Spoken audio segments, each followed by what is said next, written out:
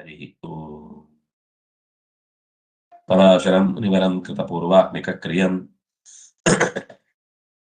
मैत्रेयः परिपप्रच्छ प्रणिपत्याभिवाद्य च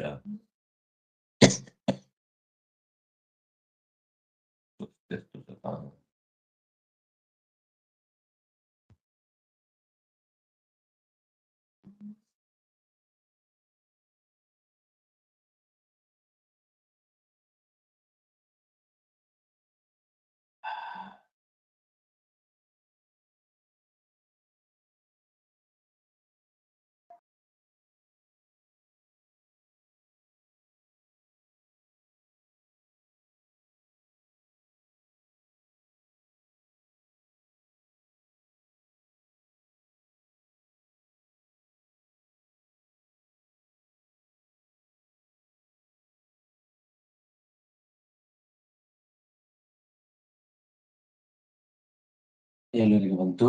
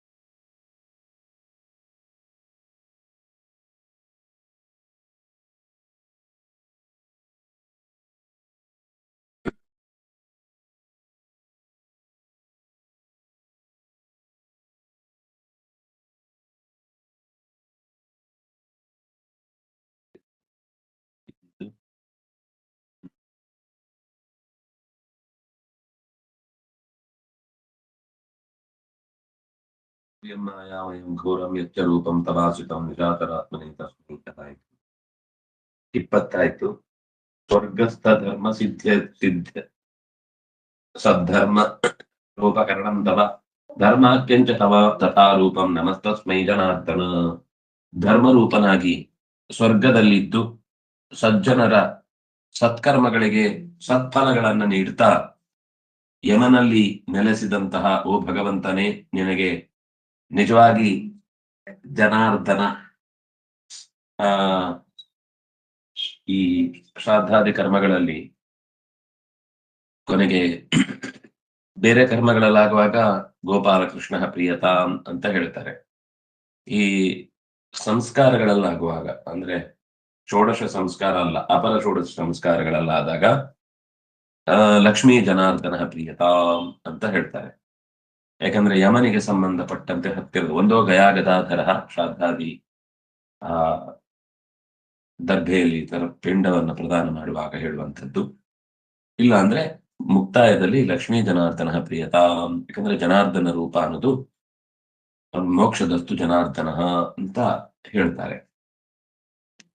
ಅಂದ್ರೆ ಈ ಸಂಸಾರದ ಎಡವಟ್ಟುಗಳಿಂದ ಅಂದ್ರೆ ಈ ಪ್ರೇತವಾಗಿ ಅಥವಾ ಇನ್ನೇನು ಒಂದು ದುಷ್ಟ ಶರೀರದಲ್ಲಿ ಒದ್ದಾಡುವಂತಹ ಸ್ಥಿತಿ ಬಂದಾಗ ಅವನ ಕರುಣೆಯಿಂದ ಅಂತಹ ಲೋಕದಲ್ಲಿ ಬಂಧನಕ್ಕೆ ಕಾರಣವಾಗುವಂತಹ ಶರೀರಗಳಿಂದ ಪಾರು ಮಾಡುವಂಥವನು ಜನಾರ್ದನ ರೂಪ. ಜನಾನ್ ಅರ್ಧಯತಿ, ಜನನವನ್ನ ಕೆಟ್ಟ ಜನನವನ್ನ ಕತ್ತರಿಸುವವನು ಅಂತ. ಮುಂದೆ ಹರ್ಷಪ್ರಾಯಂ ಅಸಂಸರ್ಗಿಗತಿಮದ್ ಗಮನಾದಿಷು ಸಿದ್ಧಾಖ್ಯಂ ತವ ಯದ್ರೂಪಂ ನಮಸ್ತಸ್ಮೈ ಸಿದ್ಧಾತ್ಮನೇ ನಮಃ. ಹರ್ಷಪ್ರಾಯಂ ತುಂಬಾ ಸಂತೋಷದಿಂದ, ಹೆಚ್ಚು ಜೀವನದಲ್ಲಿ ಸಂತೋಷದಿಂದ ಇರುವಂತದ್ದು. ಅಸಂಸರ್ಗಿ, ಯಾವುದೇ ಬೇಡವಾದ ಕೆಟ್ಟ ಸಂಸರ್ಗದಿಂದ ಕೂಡದೇ ಇರುವಂತದ್ದು. ಗತಿಮತ್ ಗಮನಾದಿಷು, ಹೋಗುವ ಕ್ರಿಯೆಯಲ್ಲಿ ಆ ಹೋಗುವಿಕೆ ಅನ್ನುವಂಥದ್ದೇನಿದೆ, ಅಂದ್ರೆ ಹೋಗ್ತಾ ಇದ್ದಾನೆ ಅವನಲ್ಲಿ ಹೋಗುವಿಕೆ ಅನ್ನುವ ಒಂದು ಕ್ರಿಯೆ ಏನಿದೆ, ಇದಕ್ಕೆ ಅಂದ್ರೆ ಅದು ಸಿದ್ಧಿ ಆಗ್ಲಿಕ್ಕೆ ಬಹಳ ಮುಖ್ಯ. ಒಂದು ಗುರಿಯನ್ನ ಕೊಡುವುದರ ಜೊತೆಗೆ ಆ ದಾರಿಯಲ್ಲಿ ನಡೆಯುವ ಶಕ್ತಿಯನ್ನ ಕೊಟ್ರೆ ಅದು ಸಿದ್ಧಿ ಆಗುತ್ತೆ. ಅದಕ್ಕೆ ಸಿದ್ಧ. ಸಿದ್ಧ ಅಂದ್ರೆ ಗುರಿ ಮುಟ್ಟಿದವ ಅಂತ ಅರ್ಥ, ಸಿದ್ಧಿಯನ್ನ ಪಡೆದವ. ಹೀಗೆ ಸಂತೋಷವಾಗಿರುವಂತೆ ಮಾಡಿ, ಬೇಡವಾದ ಸಂಸರ್ಗಗಳಿಂದ ದೂರವಾದ, ಅವರು ಸೇರಬೇಕಾದ ಗುರಿಯನ್ನ ಯಾವುದೇ ತರದ ಅಡೆತಡೆಗಳಿದ್ದಾಗಲೂ ಕೂಡ ಆ ಕಡೆಗೆ ಅವರು ಹೆಜ್ಜೆ ಇಡುವುದನ್ನ ತಪ್ಪಿಸದಂತೆ ಯಾರು ನಡೀತಾರೋ ಅಂಥವರೆಲ್ಲ ಅನೇಕ ಸಿದ್ಧರು. ಆ ಸಿದ್ಧರಲ್ಲಿ ನೆಲೆಸಿ ಅವರನ್ನ ಸಂತೋಷವಾಗಿಡುವುದು, ಅವರಿಗೆ ಬೇಡವಾದ ಸಂಪರ್ಕಗಳಿಂದ ಅವರನ್ನ ಹೊರಗಿಡುವುದು ಮತ್ತು ನಡೆಯಬೇಕಾದ ದಾರಿಯಲ್ಲಿ ಅವರಿಗೆ ನಡೆಯುವಿಕೆಗೆ ಬೇಕಿರುವ ಶಕ್ತಿಯನ್ನು ತುಂಬುವುದು ಭಗವಂತನ ಸಿದ್ಧ ಅನ್ನುವ ರೂಪ. ವಿಷ್ಣು ಸಹಸ್ರನಾಮದಲ್ಲಿ ಇದು ಒಂದು ನಾಮ, ಸಿದ್ಧ ಅಂತ. ಸಿದ್ಧಿ, ಸಿದ್ಧಿದ, ಸಿದ್ಧ ಇತ್ಯಾದಿ ನಾಮಗಳು ಬರುವಂತೆ ಇದು ಅವನ ಸಿದ್ಧ ರೂಪಕ್ಕಿರುವ ಗುಣವನ್ನ ಈ ವಿವರಣೆ ಕೊಡ್ತಾ ಇದೆ. ಅಂದ್ರೆ ನಾವು ಸಿದ್ಧ ಶಬ್ದಕ್ಕೆ ವ್ಯಾಖ್ಯಾನ ಬೇಕು ಅಂದ್ರೆ, ಅಥವಾ ಇನ್ನು ಜನಾರ್ದನ ಶಬ್ದಕ್ಕೆ ವ್ಯಾಖ್ಯಾನ ಬೇಕು ಅಂದ್ರೆ ಈ ಶ್ಲೋಕಗಳನ್ನು ತೆಗೆದುಕೊಂಡು ವಿವರಿಸಿದ್ರೆ ಆಯ್ತು.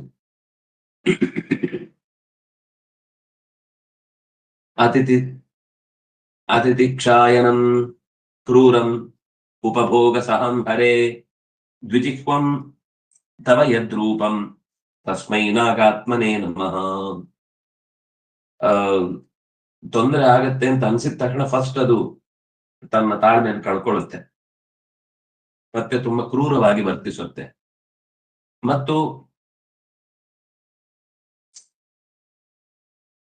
ಏನಾದ್ರೂ ಅದಕ್ಕೆ ಕೊಟ್ರೆ ಅದು ಸಹಿಸಿಕೊಳ್ಳುತ್ತೆ. ಅದಕ್ಕೆ ಬೇಕಿರುವ ಅನುಕೂಲತೆಯನ್ನು ಮಾಡಿಕೊಟ್ರೆ, ಅದಕ್ಕೆ ಕೊಡಬೇಕಾದ ಗೌರವ, ಅದಕ್ಕೆ ಕೊಡಬೇಕಾದ ಮನ್ನಣೆಯನ್ನು ನೀಡಿದ್ರೆ ಅದು ಸಹಿಸಿಕೊಳ್ಳುತ್ತೆ. ಅಂತಹ ನಾಗರೂಪನಾದ ಪರಮಾತ್ಮನಿಗೆ ನಮಸ್ಕಾರ. 2 ಜಿಹ್ವೆಗಳುಳ್ಳ ನಾಗರೂಪಗಳಲ್ಲಿ ಇದ್ದು ಭಗವಂತ ಲೋಕದಲ್ಲಿ ಅನೇಕ ಪ್ರಾಕೃತಿಕ ಸಮತೋಲನವನ್ನು ಉಂಟು ಮಾಡುತ್ತಾನೆ. ಆದ್ರಿಂದಾಗಿ ನಾಗ ಬೇರೆ, ಸರ್ಪ ಬೇರೆ. ಇಲ್ಲಿ ನಾಗಾತ್ಮನೇ ನಮಃ ಅಂತ ಹೇಳ್ತಾ ಇದ್ದಾರೆ. ಅದು ಸ್ವಲ್ಪ ಕ್ರೂರ, ಸ್ವಲ್ಪ ಕಠಿಣವಾದ ಪರುಷ ಸ್ವಭಾವದ್ದು. ಆದ್ರೆ ಏನಾದ್ರೂ ಉಪಭೋಗಗಳನ್ನ ಗೌರವದಿಂದ ಮಾನಸಿಕವಾಗಿ ಅದಕ್ಕೆ ಒಳ್ಳೆ ಭಾವನೆಯಿಂದ ಕೃತಜ್ಞತೆಯನ್ನು ಅರ್ಪಿಸಿದ್ರೆ ಶಾಂತವಾಗುತ್ತೆ. ನೀವು ಹೊರಗಿಂದ ಎಷ್ಟು ಸ್ತೋತ್ರ ಮಾಡಿ ಕಿರುಚಿದ್ರು ಅದು ಗೊತ್ತಾಗಲ್ಲ. ಆದ್ರೆ ಮಾನಸಿಕವಾಗಿ ನಾನು ನಿನ್ನ ಪರವಾಗಿದ್ದೇನೆ, ನಿನಗೆ ತೊಂದರೆ ಮಾಡ್ಲಿಕ್ಕೆ ಬರುವನಲ್ಲ ಅಂತ ದೃಢವಾದ ಮನಸ್ಥಿತಿಯಿಂದ ಅದನ್ನ ಎದುರಿಸಿದ್ರೆ ಅದು ಸಹಿಸಿಕೊಳ್ಳುತ್ತೆ. ಅದನ್ನ ತಂದ್ಕೊಂಡು, ಅಂದ್ರೆ ಅದನ್ನ ಅರ್ಥ ಮಾಡಿಕೊಂಡು ಸಹನೆಯಿಂದ ಇರುತ್ತೆ. ಅದಕ್ಕೆ ಸಹನೆ ಕಮ್ಮಿ, ತಿತಿಕ್ಷಾ ಅನ್ನೋದು ಇಲ್ವೇ ಇಲ್ಲ. ಅತಿಥಿಕ್ಷಾಯನಂ, ಅದಕ್ಕೆ ತಿತಿಕ್ಷಾ ಅನ್ನೋದಕ್ಕೆ ಆಶ್ರಯವೇ ಅಲ್ಲ, ಅದು ಸಹನೆಗೆ ಜಾಗವೇ ಅಲ್ಲ. ಆದ್ರೆ ಉಪಭೋಗೇನ ಸಹತೆ, ಮರ್ಷಣವಾಗುತ್ತೆ, ತನ್ನನ್ನು ತಾನು ಸಹಿಸಿಕೊಳ್ಳುತ್ತೆ.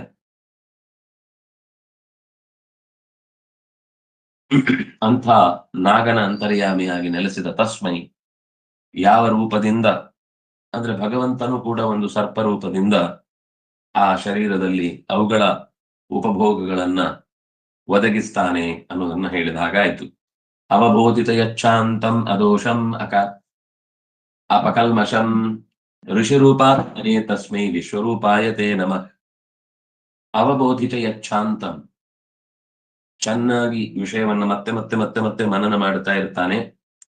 ಎಂಥ ಉದ್ವಿಗ್ನವಾದ ಸ್ಥಿತಿ ಬಂದಾಗ್ಲೂ ಕೂಡ, ಜೋರ್ ಮಳೆ ಬಂದ್ರು ಒಂದೇ ರೀತಿ ಇರ್ತಾನೆ, ಜೋರು ಸೆಕೆ ಬಂದ್ರು ಸಮಾಧಾನದಿಂದ ಇರ್ತಾನೆ, ತುಂಬಾ ಚಳಿ ಆದ್ರೂ ಯಾವುದನ್ನು ಬೈಕೊಳ್ಳುವುದಿಲ್ಲ, ಯಾರು ಅವನನ್ನ ನಿಂದಿಸಿದ್ರು ತಲೆ ಕೆಡಿಸಿಕೊಳ್ಳುವುದಿಲ್ಲ, ಯಾರೋ ಸಿಕ್ಕಾಪಟ್ಟೆ ಅವನನ್ನ ಆಕಾಶಕ್ಕೆ ಉಬ್ಬಿ ಹಾರಿ ಹೋಗಲ್ಲ.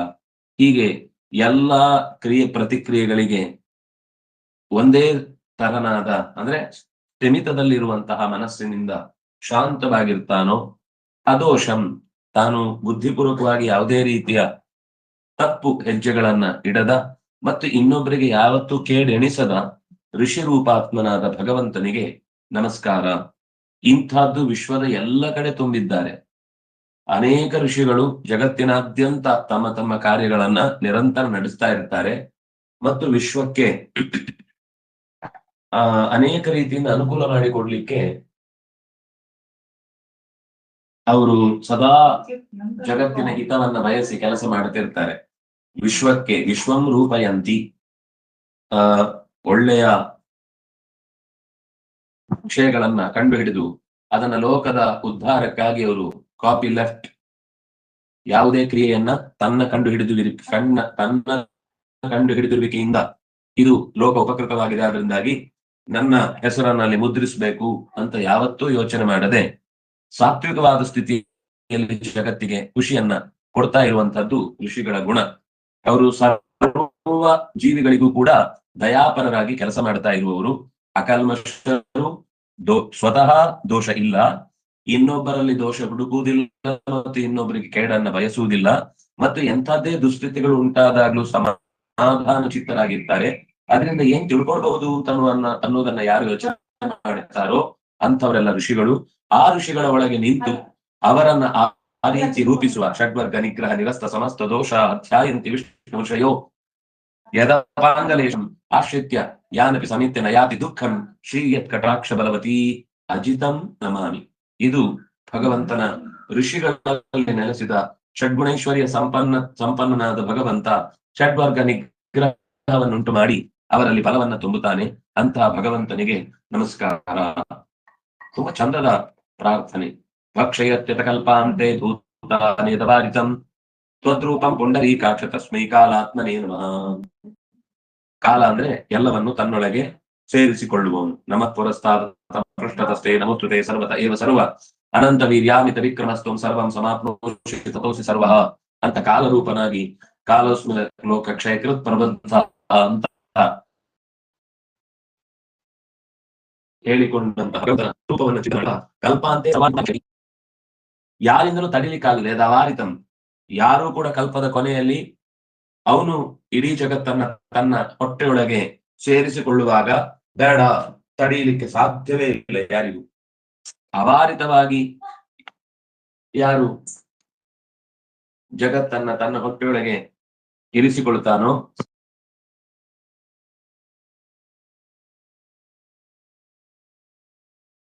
ಅಂಥ ಭಗವಂತನಿಗೆ ಕಾಲನಾಮಕನಾಗಿ ಸೇರಿಸುವವನು, ದೂರೀಕರಿಸುವವನು, ಜೋಡಿಸುವವನು, ಬೇರ್ಪಡಿಸುವವನು, ತ್ವದ್ರೂಪಂ ಪುಂಡರೀಕಾಕ್ಷ. ಆದ್ರೆ ಇಷ್ಟನ್ನು ಕೆಲಸ ಮಾಡುವಾಗ ಭಗವಂತ ಪುಂಡರೀಕಾಕ್ಷ ಅದನ್ನು ಕರುಣೆಯ ಕಣ್ಣಿನಿಂದಲೇ ಮಾಡ್ತಾ ಇರ್ತಾನೆ.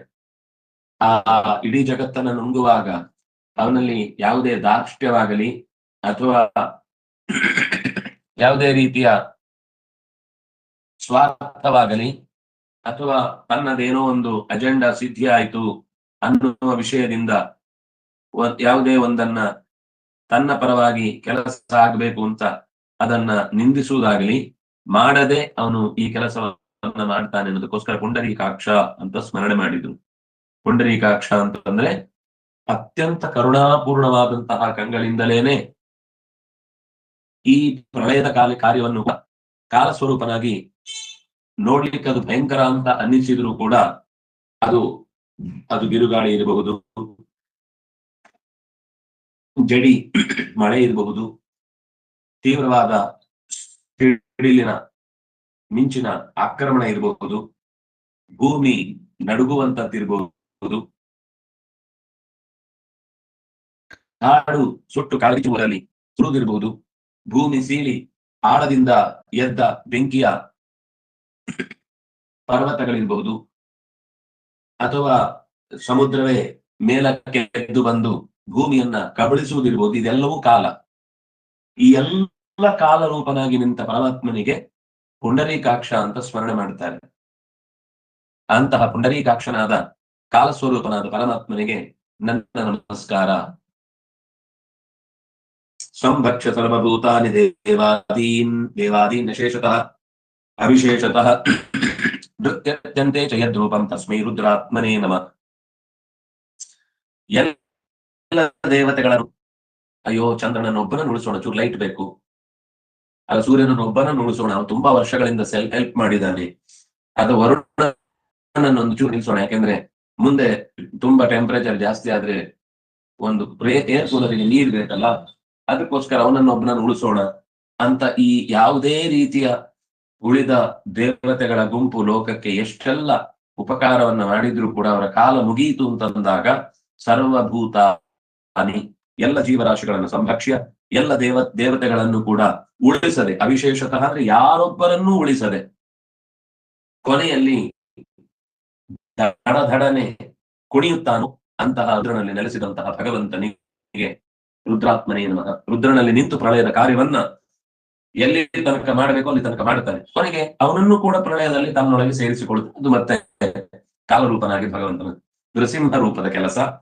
ಆದ್ರೆ ಅಲ್ಲಿ ತನಕ ಬರಲಿಕ್ಕೆ ಎಷ್ಟು ಕಾರ್ಯ ಇದೆ ಅಂದ್ರೆ, ರುದ್ರ ರೂಪನಾಗಿ ಅವನ ಕಾರ್ಯಭಾರ ಆಶ್ರಿತ್ಯ ನೃತ್ಯತಿ ಶಿವ ಪ್ರಕಟೋರು ಶಕ್ತಿ ಶ್ರೀರ್ಯತ್ ಕಟಾಕ್ಷ ಬಲವತ್ಯಜಿತನ್ನಮಾಮಿ. ಯಾರು ತಾಂಡವ ನೃತ್ಯವನ್ನ ಮಾಡುವುದಕ್ಕಾಗಿ ಆತನಲ್ಲಿ ನೆಲೆಸಿ ಲೋಕದ ಎಲ್ಲ ಜೀವರಾಶಿಗಳನ್ನ ತನ್ನೊಡಲಲ್ಲಿ ಸೇರಿಸಿಕೊಳ್ಳುತ್ತೋ ಅಂಥವಳ ಸಾಮರ್ಥ್ಯವನ್ನೂ ಕೂಡ ತನ್ನ ಮೆಲುನೋಟದಿಂದ ಎಳೆದಾಡುವ ಅಜಿತನಿಗೆ ನನ್ನ ನಮನ ಅಂತ ಆಚಾರ್ಯರು ಕೂಡ ಸಂಗಡಿದ್ದು ಇದೇ ಪುರಾಣದ ಮಾತನ್ನ. ರುದ್ರನಾಗಿ ಎಲ್ಲ ಜೀವರಾಶಿಗಳನ್ನು ಕೂಡ ತನ್ನೊಳಗೆ ಸೇರಿಸಿಕೊಂಡಿದ್ದಾನೆ.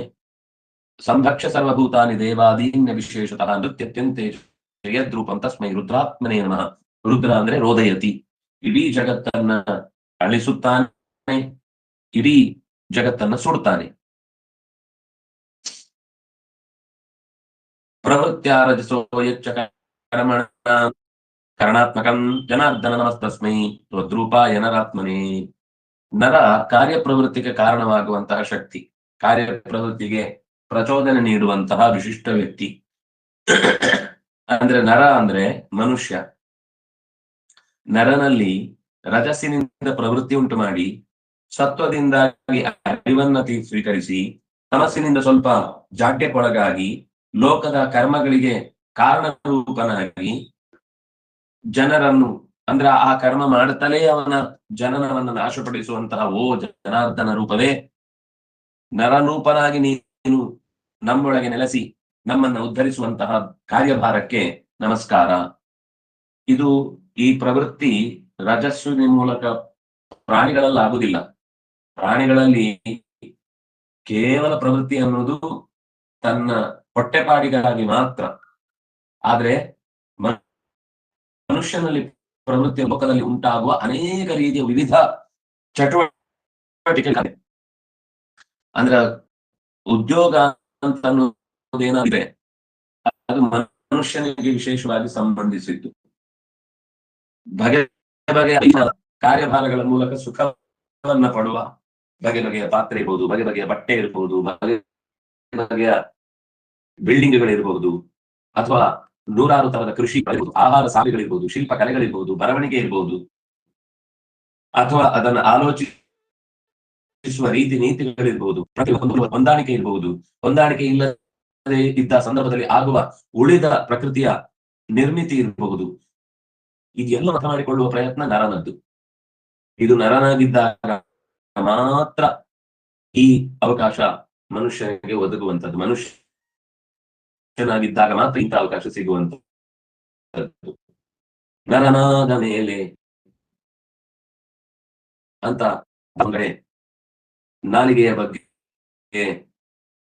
ಅಪಹಾಸ. ನರನಾದ ಮೇಲೆ ಒಳ್ಳೆ ಮಾತು ಹೇಳಿ ಜಗತ್ತಿನಲ್ಲಿರುವ ಅತ್ಯಂತ ಅಪರೂಪ ಸಂಗತಿಗಳನ್ನ ಯಾಕೆ ನೀನು ಸ್ತೋತ್ರ ಮಾಡು. ನಾಲಿಗೆಯನ್ನು ಚೆನ್ನಾಗಿ ಬಳಸಿಕೊ. ಇದು ನರನಿಗೆ ಮಾತ್ರ ಇರುವ ಅಪರೂಪ ಸಂಗತಿ, ಪ್ರವೃತ್ತಿ, ನರನಿಗೆ ಮಾತ್ರ ಇರುವ ಕರ್ಮಗಳ ಬಂಧನ. ಪ್ರಾಣಿಗಳಿಗೆ ಬಂಧನ ಇದ್ರೂ ಕೂಡ ಅದು ಬಿಡಿಸ್ಕೊಳ್ಬೇಕು ಅನ್ನೋ ಪ್ರಯತ್ನ ಮಾಡ್ಕೊಳ್ಳಿ ಬರಲ್ಲ. ಜಾತಿ ಮರ ಇರುವಂತದ್ದು ಬಿಡಿ, ಅದು ಕೋಟಿ ಕೋಟಿ ಸಿಗುವಂತದ್ದು, ಅದನ್ನಿಟ್ಟು ನಾವು ಉಳಿದದನ್ನು ಲೆಕ್ಕ ಮಾಡ್ಲಿಕ್ಕಾಗಲ್ಲ.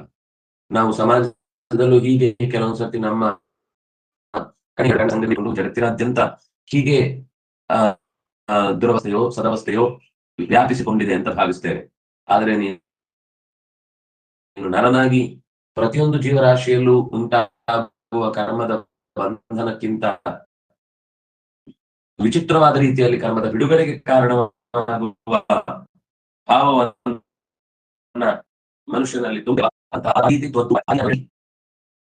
ಅಂದ್ರೆ ಶೇಷನ ವಿಶೇಷ ಪ್ರವೇಶ ಇದ್ದು ನಮ್ಮಲ್ಲಿ ಅನೇಕ ಕಾರ್ಯಭಾರಗಳು ನಡೆಯುವುದಕ್ಕೆ ಕಾರಣವಾದವನು ಅವನು ನರಳಲ್ಲಿ ನಿಂತು ಅದಕ್ಕೆ ಕೆಲಸ ಪರಿಣಾಮ ಅಷ್ಟಾವಿಂಶದ್ವಧೋಪೇತಂ ಯದ್ರೂಪಂ ತಾಮಸಂತವ ಉನ್ಮಾರ್ಗಗಾಮಿ ಸರ್ವಾನ್ ತಸ್ಮೈ ವಶ್ಯಾತ್ಮನೇ ನಮಃ. ಅಷ್ಟಾವಿಂಶದ್ವಿಧೋ ವಧೋಪೇತಂ, ಅದು ವಿಧೋಪೇನಾಗಬೇಕು. 28 ಬಗೆಯ ಪ್ರಾಣಿ ಜಗತ್ತಿನಲ್ಲಿ ಅದು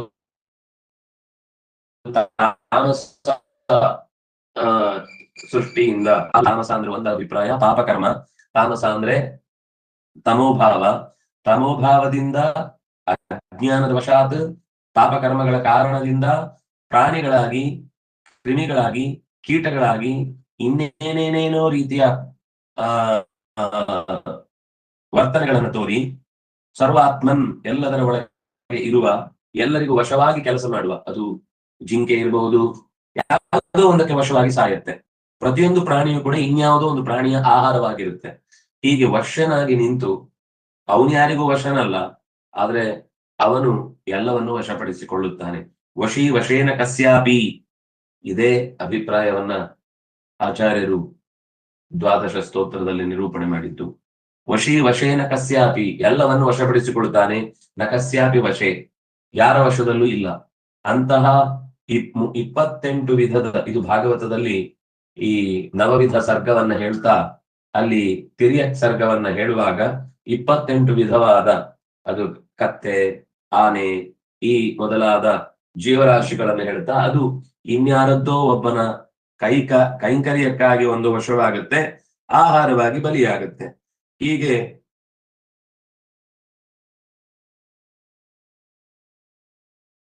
ಯಾವುದೋ ಒಂದು ಕಾಡಲ್ಲಿ ಯಾವತ್ತು ಬಲಿಯಾಗದೆ ಇದ್ರೆ ಅದರದ್ದೊಂದು ಕರ್ಮ ಫಲವೇ ಇದ್ದದ್ದು ಹಾಗೆ ಅಂತ ಇಟ್ಕೊಳ್ಬೇಕು. ಆದ್ರೆ ಒಂದಲ್ಲ ಒಂದು ರೀತಿಯಿಂದ ಯಾವುದಕ್ಕೂ ಒಂದು ಅದು ಸರೆಂಡರ್ ಆಗೇ ಆಗುತ್ತೆ, ಅಥವಾ ಯಾವುದೋ ಒಂದು ರೀತಿಯಿಂದ ಅದು ತನ್ನನ್ನು ಒಪ್ಪಿಸಿಕೊಳ್ಳುತ್ತೆ. ಅಂತಹ ವಶ್ಯಾತ್ಮನಾದ ಭಗವಂತನಿಗೆ ಸರ್ವಾತ್ಮನ್, ಎಲ್ಲ ಜೀವರಾಶಿಗಳ ಅಂತರ್ಯಾಮಿ, ಉನ್ಮಾರ್ಗಗಾಮಿ ಅಂದ್ರೆ ಅದಕ್ಕೆ ಇದೇ ದಾರಿ ಅಂತ ಗೊತ್ತಿಲ್ಲ. ಅಥವಾ ಇನ್ನೊಂದು ರೀತಿಯಿಂದ ಹೇಳುವುದಾದ್ರೆ, ಈ ಶರೀರ ದಾಟಿದ್ಮೇಲೆ, ಇಂಥ ಶರೀರ ದಾಟಿದ್ಮೇಲೆ ಆಮೇಲೆ ಉತ್ತಮವಾದ ಶರೀರ ಸಿಗ್ಲಿಕ್ಕೆ ಅದಕ್ಕೆ ಅವಕಾಶ ಆಗುತ್ತೆ. ಉನ್ಮಾರ್ಗ, ಉತ್ತಮವಾದ ಮೇಲ್ಮುಖವಾದ ಮಾರ್ಗಕ್ಕೆ ಹೋಗ್ಲಿಕ್ಕೆ ಮೆಟ್ಟಿಲಲ್ಲಿ ನಿಂತಿರುವ ಜೀವರಾಶಿಗಳಲ್ಲಿ ನಿಂತು ಆ ಕರ್ಮದ ಭೋಗಗಳನ್ನ ಉಣಿಸಿ ಮೇಲಿನ ಮೆಟ್ಟಲಿಗೆ ಹತ್ತಲಿಕ್ಕೆ ಹೆಲ್ಪ್ ಮಾಡುವ ವಶ್ಯಾತ್ಮನಾದ ಭಗವಂತನಿಗೆ ನಮಸ್ಕಾರ ಅಂತ. ಎಷ್ಟು ನಮಸ್ಕಾರ ಮಾಡ್ಲಿಕ್ಕೆ ಕಾರಣಗಳಿವೆ ನೋಡಿ. ನಮಗೆ ದೇವರಿಗೆ ನಮಸ್ಕಾರ ಮಾಡ್ಬೇಕು ಕೈ ಮುಗಿಯುವಾಗ ಏನು ನೆನಪಾಗಲ್ಲ. ಏನು ಅಂತ ದೇವರಿಗೆ ನಮಸ್ಕಾರ ಮಾಡುದು? ನಂಗೆ ನೆನಪಾಗುದು ಏನು ಅಂತಂದ್ರೆ, ನನಗೆ ಇವತ್ತು ಮಧ್ಯಾಹ್ನದ್ದು ಸರಿಯಾದ ಊಟ ಕೊಡು, ಒಳ್ಳೆ ಸಂಬಳ ಕೊಡು, ನನಗೆ ಬೇಕಾದಷ್ಟು ದೊಡ್ಡ ಮನೆ ಕಟ್ಟಲಿಕ್ಕೆ ಜಾಗ ಕೊಡು, ಅದು ಕಮ್ಮಿ ಬೆಲೆಗೆ ಸಿಗುವ ಹಾಗಾಗ್ಲಿ, ಒಳ್ಳೆ ವ್ಯವಸ್ಥೆಯಿಂದ ನನ್ನ ಎಲ್ಲ ಆಸೆ ಆಕಾಂಕ್ಷೆಗಳು ಈಡೇರ್ಲಿ, ಅದಕ್ಕೋಸ್ಕರ ನಮಸ್ಕಾರ ಅಂತ. ಇಲ್ಲಿ ದೇವರ ಯಾವ ಗುಣವನ್ನು ಚಿಂತಿಸ್ಲಿಕ್ಕೆ ನಮ್ಮ ಹತ್ರ ಸಮಯವೂ ಇಲ್ಲ, ಜೊತೆಗೆ ನೆನಪು ಇಲ್ಲ. ಅವನ ಕಾರ್ಯಭಾರಗಳ ವೈಶಿಷ್ಟ್ಯ ಅದು ಯೋಚಿಸಿದ್ರೆ ನೆನಪಾಗ್ಬೇಕು. ಋಷಿಗಳಿಗೆ ಹಾಗಲ್ಲ, ಅಥವಾ ಜ್ಞಾನಿಗಳಿಗೆ ಹಾಗಲ್ಲ. ಅವ್ರಿಗೆ ಯಾವ ವಸ್ತು ಕಂಡ್ರು ದೇವರ ಇಲ್ಲಿ ಮಹತ್ವ ಏನು, ಇಲ್ಲಿ ಎಷ್ಟು ಚಂದದ ಕಾರ್ಯಭಾರವನ್ನು ದೇವರು ನಮ್ಮ ಪ್ರಾರ್ಥನೆಯೇ ಇಲ್ಲದೆ ನಮ್ಮ ಸುತ್ತ ಇಂಥ ಕಾರ್ಯಗಳನ್ನು ನಡೆಸಿದ್ದಾನೆ, ಅದನ್ನೆಲ್ಲ ನೆನಪಿಸ್ಕೊಂಡು ಅಂತ ಯಾವ ಜಾಗಗಳನ್ನು ಬಿಡಬಾರದು ಅನ್ನುವ ನೆಲೆಯಲ್ಲಿ ಈ ಸ್ತೋತ್ರವನ್ನ, ತುಂಬಾ ಸುಂದರವಾದ ಸ್ತೋತ್ರ. ಎಲ್ಲಾ ಮುಖಗಳಲ್ಲೂ ಭಗವಂತನ ವ್ಯಾಪ್ತಿಯನ್ನ, ಅವನ ಕಾರ್ಯಭಾರವನ್ನ, ಅವನ ಕಾರುಣ್ಯವನ್ನ, ಅವನ ವೈದುಷ್ಯವನ್ನ ಈ ಪದ್ಯಗಳ ಮೂಲಕ ಚಿಂತಿಸಿದ್ದಾರೆ. ಮತ್ತೆ ಮುಂದಿನ ಚಿಂತನೆಯನ್ನ ನಾಳೆ ಮತ್ತೆ ಅನುಸಂಧಾನ ಮಾಡೋಣ ಅಂತ ಹೇಳ್ತಾ, ಕಾಯೇನ ವಾಚಾ ಮನಸೇಂದ್ರಿಯೈರ್ವಾ ಬುದ್ಧ್ಯಾತ್ಮನಾ ವಾ ಅನುಸೃತ ಸ್ವಭಾವ ಕರೋಮಿ ಅದ್ಯತ್ ಸಕಲಂ ಪರಸ್ಮೈ ನಾರಾಯಣಾಯ ಸಮರ್ಪಯಾಮಿ. ಶ್ರೀಕೃಷ್ಣ ಅರ್ಪಣಮಸ್ತು.